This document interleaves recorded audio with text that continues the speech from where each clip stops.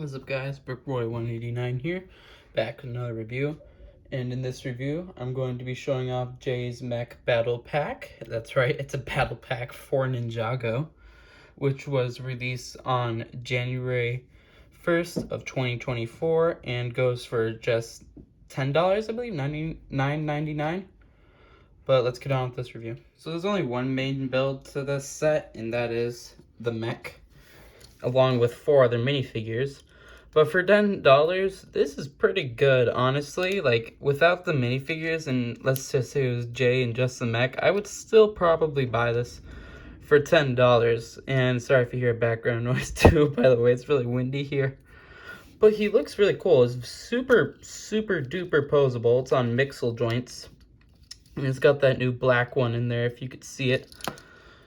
Right there, that black piece on the ball joint, with the ball joints. But he looks super cool. He's got a double-barreled stud shooter, which is nice, and he's got like this spear sword thing, and I like these kind of like shoulder pads on him. They're just one piece, but they're pretty cool looking. And this reminds me a lot of his what was it, the Electro Mech from season 4. I don't know, this just reminds me so much of it. It has this clamp piece from the Nexo Knight sets, and this is pretty much just a Nexo Knight mech. But in 2024, of course, you can take the minifigure out, and that's how it looks. And there's 2 swords on the back here, if you couldn't tell. And those are for Jay, so that's great weapon storage. I do really like that. And I like how it just adds like the coolness of the set. But it looks super great. I do really like this, because I'm a pretty big Jay fan myself. Cole's the best, though, obviously. And he's just a small little mech with mixel joints, and I do really like it. But I guess let's get on with the minifigures. I guess I'll start off with Jay here, of course, because this is his mech in this battle pack.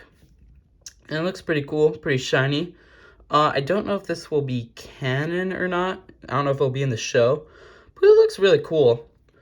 I like this new mask piece a lot that they've been using.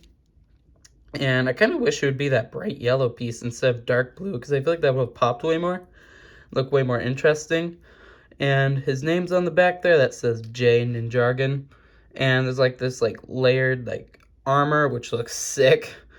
The torso is pretty nice too. It's got kind of more of that layered armor and like a breastplate piece with his initial on there. And the legs are pretty nice too. Like I said, it has that bright yellow belt, which looks super cool, and it comes with 2 katanas. And he has the same head print as his original Dragon's Rising one. Let me show you how that looks with that. Mine's a bit misprinted, so the eyes are pretty high above like this bottom part here, but it looks pretty fine for the most part. And let me just switch that back. There's the regular face print. He looks pretty cool. Now, next here we have, this one's really interesting, Master Lloyd. And he's pretty cool. I would say the only thing that I don't like is that he's using the Ninjago movie face print. And this is so overused. It's terrible. Especially when he doesn't have like a mask on covering up like 90% of his face. It just looks bad. But he's got a new hairpiece, though. It's the same one as the island, actually, but it uses bright green instead of dark green for the headband. So that's really nice that they included that to go with the belt here and match with it. I'll take the sword out of his hand so you can see it better, but he's got like these chains and stuff and like these robes that kind of remind me of like a mix of like Master Wu's and Garmadons. And he's got a belt with like dragon scales on here, which looks sick. And then the Dragon's Rising Ninja logo, sorry. And I think they're gonna do a cape on this guy, because like, look at that. Does that not scream cape? Those like belt, or like those like buckles kind of, I don't know. It just looks super cool. So I do like this guy a lot. And let's do a 2-for-1 here. We have 2 of the wolf dudes with like a mask or whatever. What were these? This was the wolf mask claw warrior and the wolf mask guard. And this guy so far only comes in 2 sets. this one, and I think it was Kai's Rising Dragon Strike. And this guy's pretty cool, actually. I do like him quite a bit. I like this hood piece, which I think the only other time I've had this before is from Lord Sidious in the Advent Calendar, the LEGO Star Wars one. There's that back print, and same torso as this guy, and I've talked about these guys quite a bit. Well, at least this guy. And this guy's got claws, these cool, like, Skulkin shoulder pads, but they're in dark blue this time. Same face print under there. And I do like these masks a lot, and the torso prints are pretty interesting. I don't know if these are my favorite villains, like army builders, but they're pretty cool. I would say like top 5 maybe.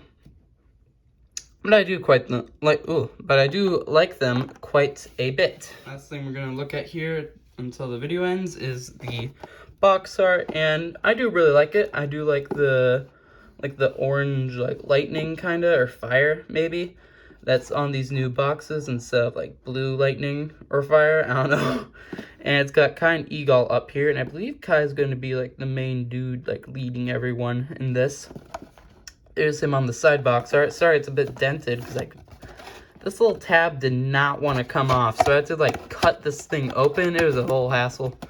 It was really annoying. Usually I can pop these off very easily, but this did not want to, so it's kind of annoying. This back box art though is super cool looking.